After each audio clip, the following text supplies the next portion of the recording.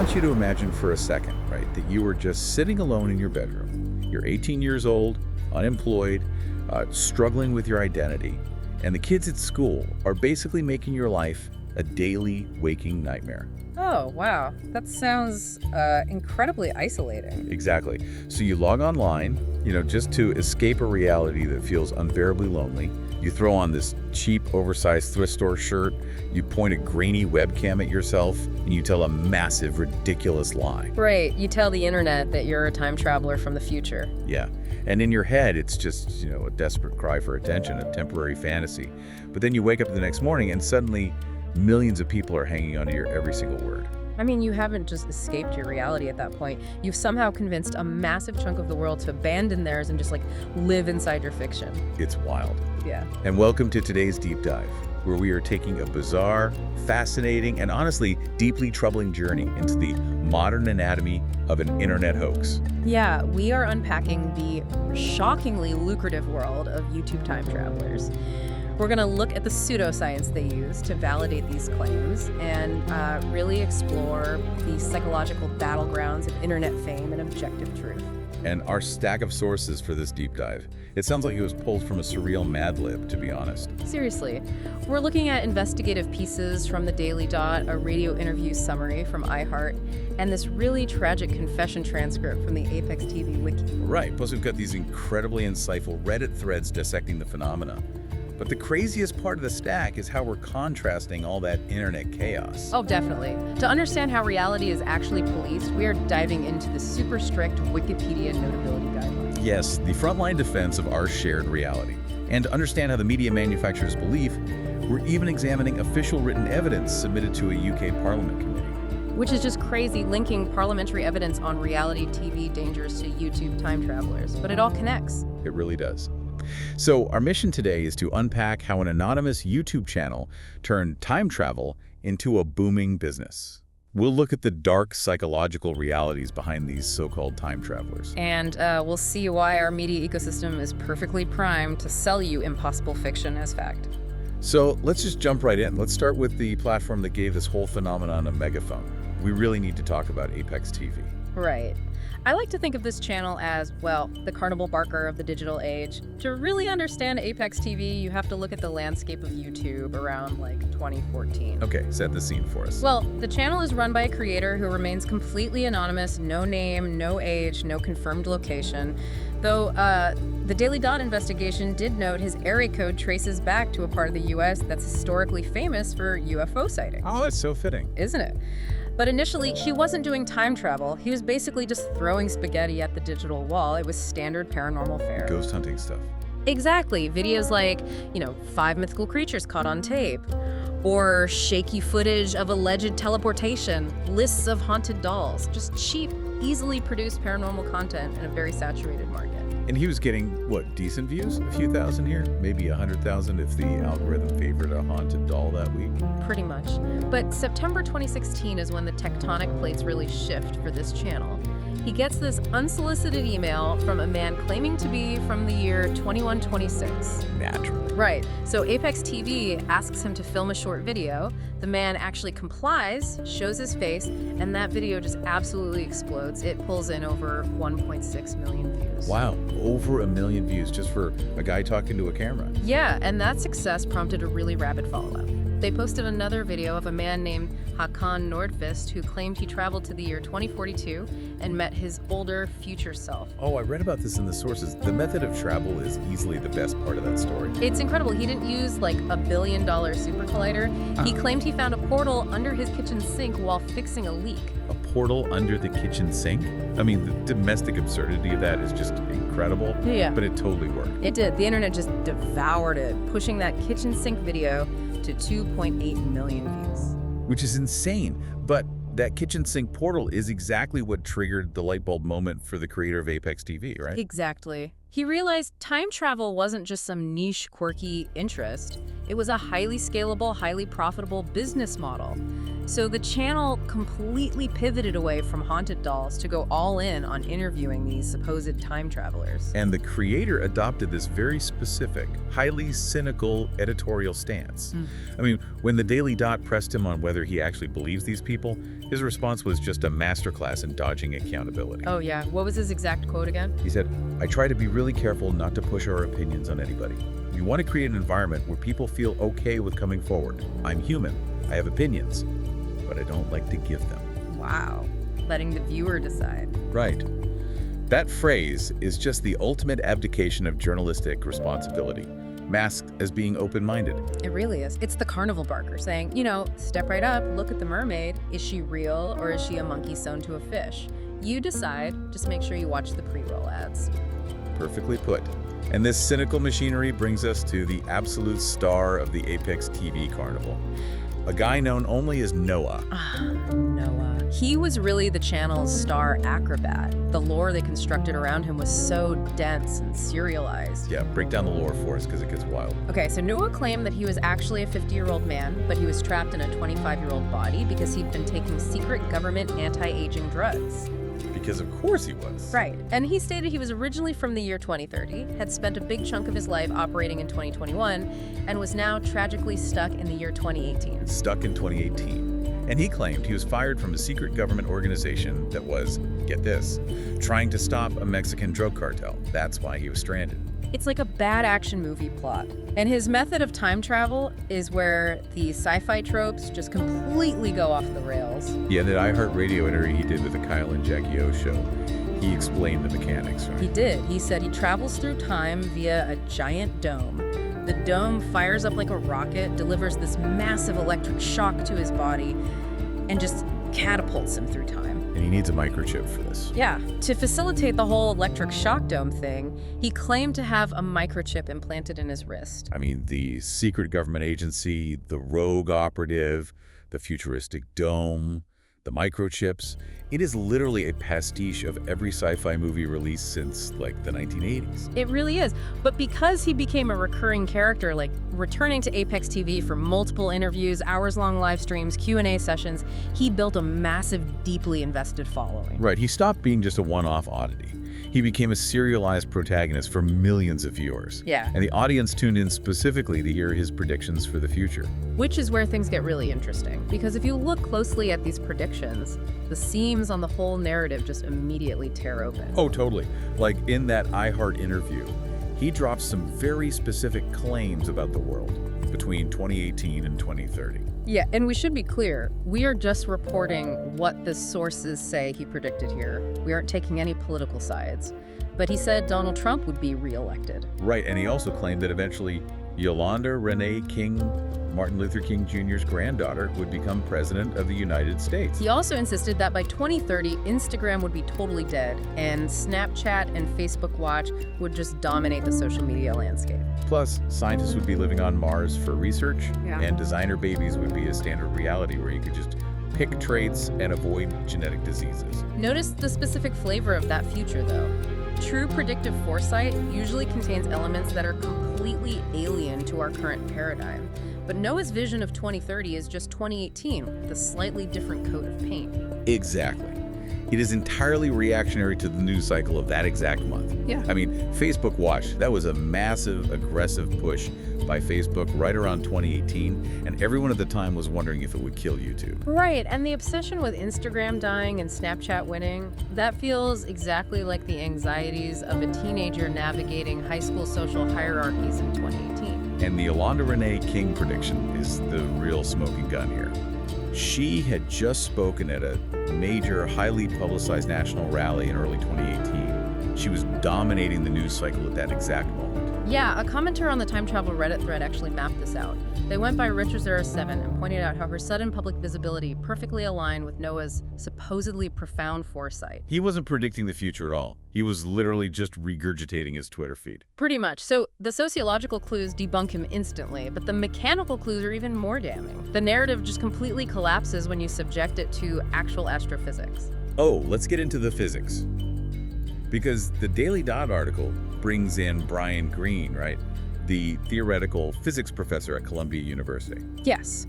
Green discusses what the real physics of time travel would actually demand. And physics doesn't explicitly outlaw time travel, but it certainly doesn't support a guy in a dome getting an electric shock. Right?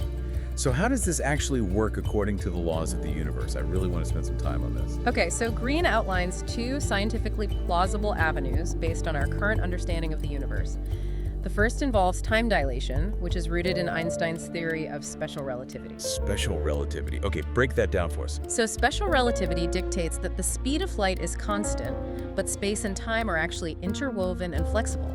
If you want to travel into the future, you have to exploit that flexibility through sheer velocity. Meaning you have to move incredibly fast. Astoundingly fast. Like imagine you put astronauts in a spaceship and send them out into space, traveling at 99.9% the speed of light. Which is, what, nearly 186,000 miles per second? Exactly. Now, if they travel at that speed for, let's say, 6 months, and then spend 6 months traveling back to Earth, they will have biologically aged exactly 1 year. Okay, so their clocks, their cellular aging, it all just experiences 1 year. Right. But because traveling near the speed of light exponentially slows down the passage of time for the traveler relative to a stationary observer, the Earth they return to will have aged decades or even centuries, depending on the exact velocity. Wow. So the astronauts step out of the ship, having experienced a single year of life, but everyone they ever knew on Earth is long dead. They have effectively traveled into the future. Exactly. But the major catch here is the direction. It is a one-way ticket. You cannot throw the spaceship into reverse and undo the time dilation. Always forward, never back. Okay, so to travel backward in time like Noah claims he did, you have to look at Green's second option, right? Yeah, which relies on Einstein's general relativity, wormholes. General relativity tells us that gravity isn't just a pull, it is the actual warping of space-time by mass. So a wormhole is like a theoretical shortcut through that fabric. Right. Imagine drawing a line between two dots on a flat piece of paper. Now fold the paper so the dots touch and poke a pencil through both.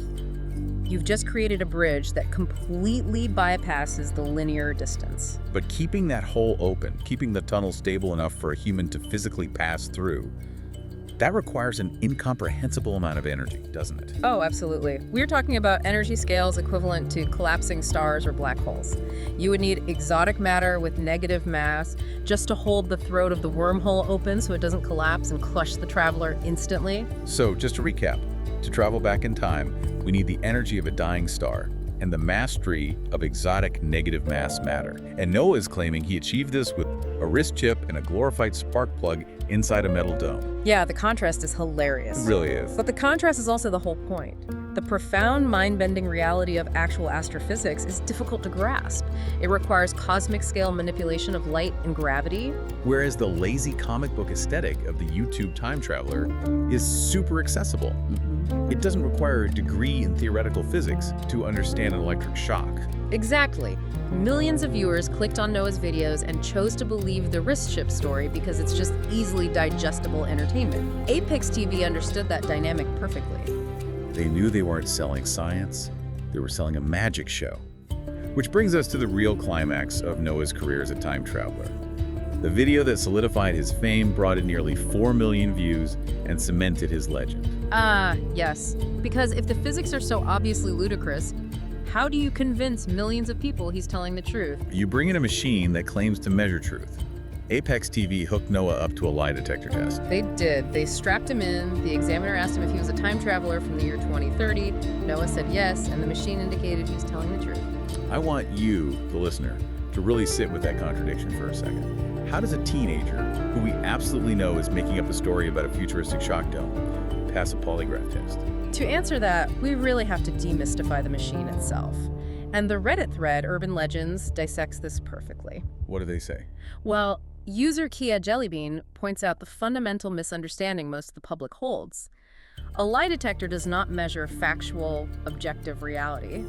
The machine has no concept of the year 2030. It only measures physiological stress. Right. It tracks your heart rate, your blood pressure, your respiration rate, and your galvanic skin response. Yeah. Which is just a fancy way of saying it measures how much your fingertips are sweating. Exactly.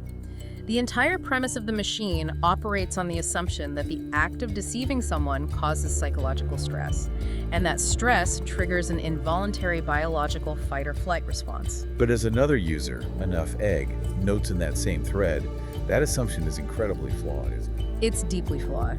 If you genuinely believe your own lie, your brain doesn't register the stress of deception. Or, alternatively, if you simply know how to control your breathing, clench your muscles at the right time, or suppress your heart rate, you can easily spoof the baseline readings. Yeah, they even cite studies where individuals were trained over a few weeks to manipulate their physiological responses. And eventually, those trained individuals could consistently pass the polygraph while telling blatant, pre-planned falsehoods. The machine only knows what your body is doing, not what the truth is. Which is terrifying when you think about it. The danger of lie detectors isn't just that they can be easily fooled by a teenager. The real systemic danger is how media entities weaponize these fundamentally flawed machines to create an illusion of absolute truth for the audience. Yes. And to truly understand the sinister nature of this, we need to look at the most sobering source in our stack. The official written evidence submitted to a UK Parliament committee regarding the daytime talk show, The Jeremy Kyle Show. Right. This is such a vital connection. For context, if you aren't familiar with British television, The Jeremy Kyle Show was a phenomenally popular, long-running daytime talk show. Very much in the vein of The Jerry Springer Show or Maury in the US. Yeah, dealing with raw, often agonizing family disputes, infidelity, paternity issues, that sort of thing.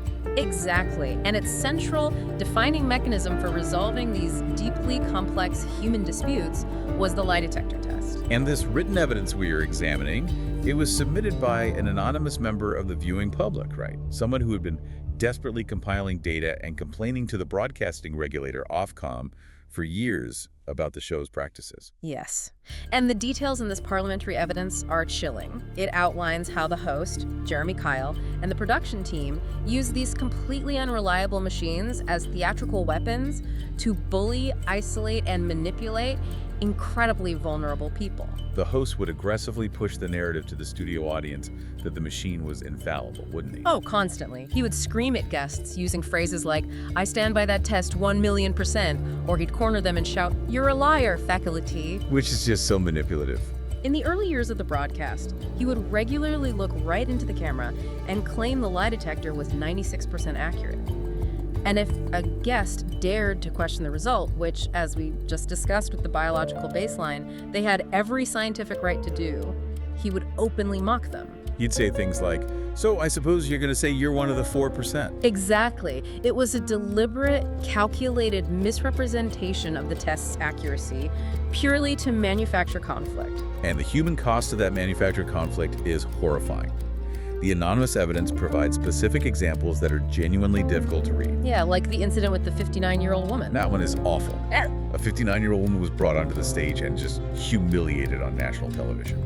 Her deeply personal gynecological issues were treated as punchlines by the host, and the studio audience was actually encouraged to laugh at her. And then she failed a lie detector test regarding an infidelity accusation. Right, and the result of that failure. Her husband became alarmingly volatile. He lunged at her on stage, screaming, "All I are," right in her face.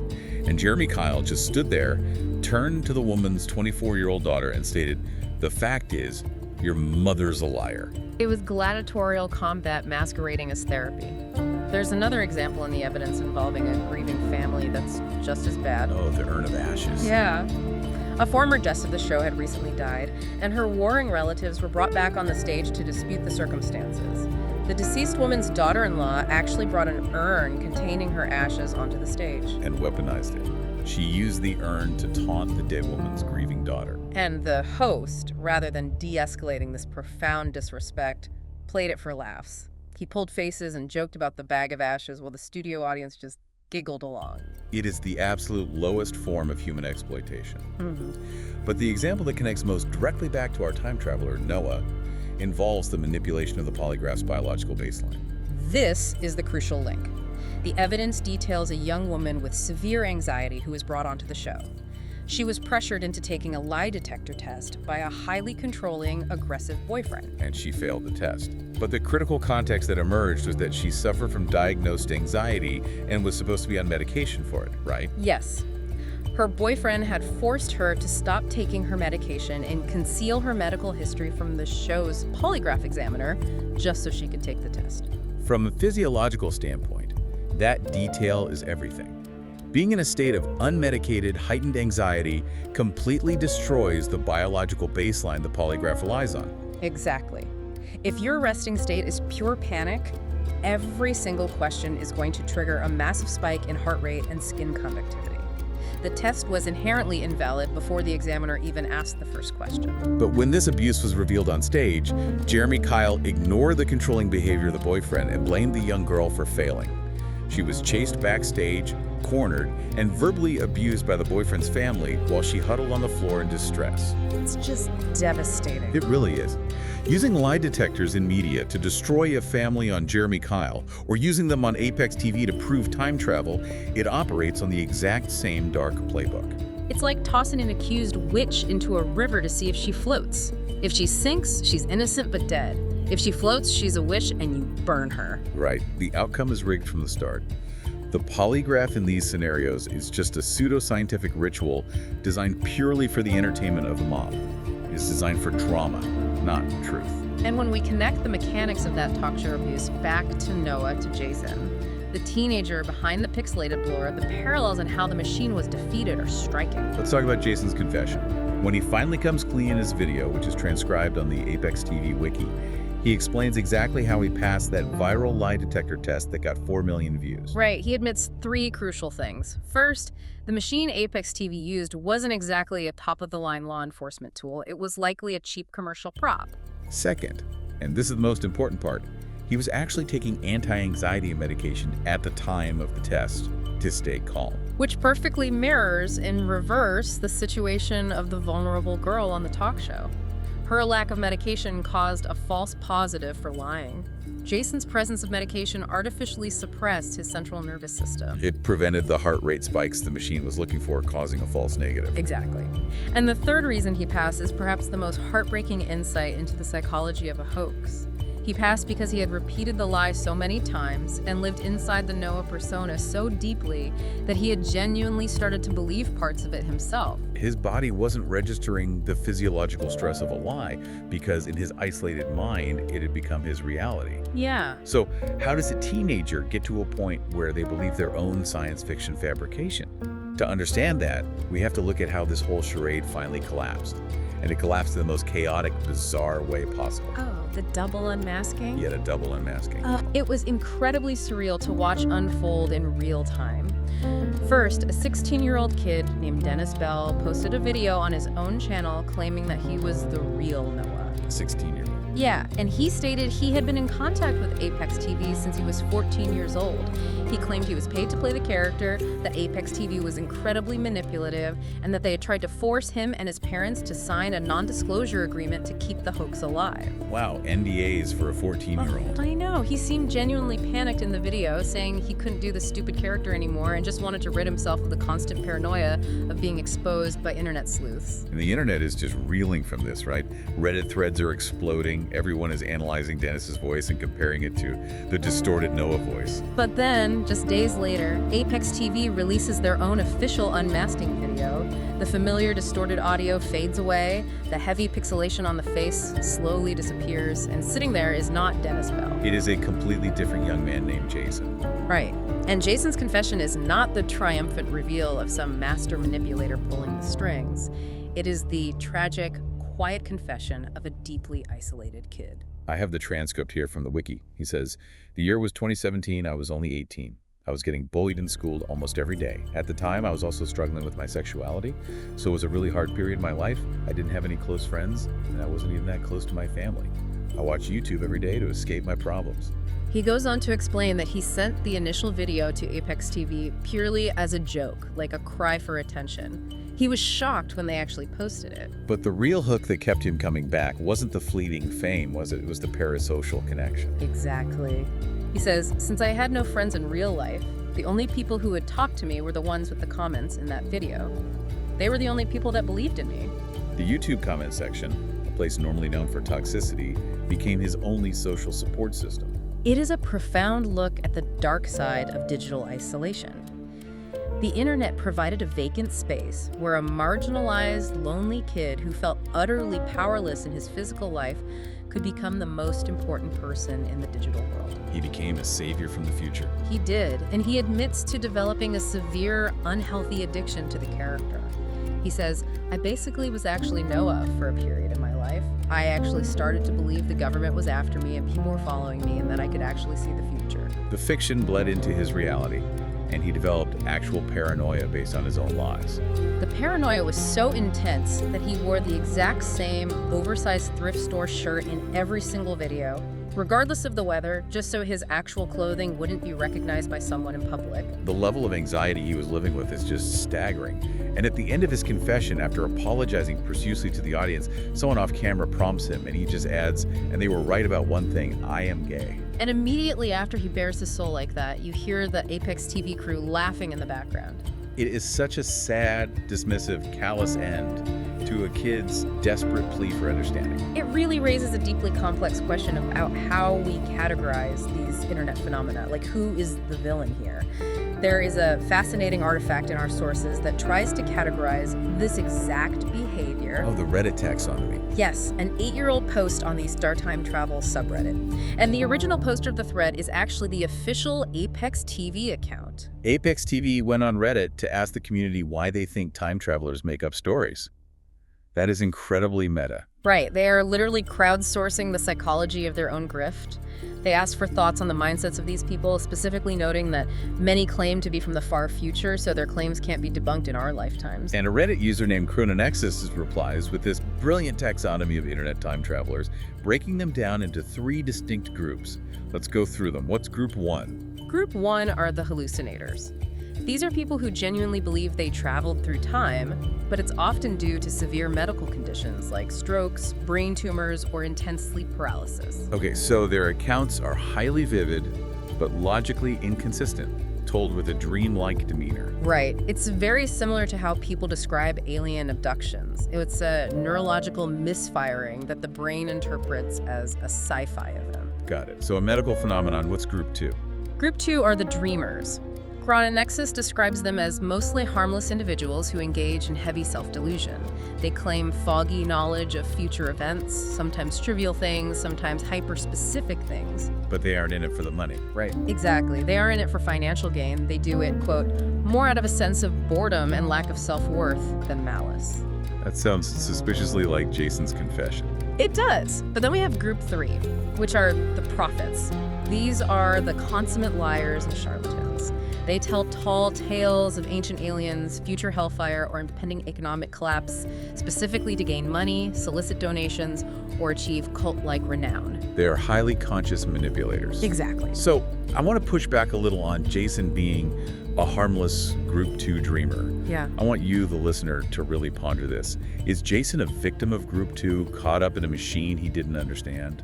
Or is he a group 3 manipulator? It's a tough line to draw. I mean, yes, he was bullied. Yes, he was lonely. But he maintained the lie for years. He did hours-long live streams. He wore the disguise. He monetized his own delusion. That's true, but look at the power dynamic. Jason created the initial lie as a teenager, yes. But Apex TV built the infrastructure. They monetized it. They brought in the fake lie detector. They pushed him to do more interviews. So Jason was the raw material, but Apex TV was the factory. Exactly. And we also have to interrogate our own role as the audience. How much responsibility do the millions of viewers bear for rewarding a teenager's severe delusion with clicks? We encouraged him to abandon his group on reality just so we could be entertained on our lunch breaks. It's the cycle of supply and demand for belief. And the supplier, in this case, Apex TV, operated with a deeply cynical machinery. Very cynical.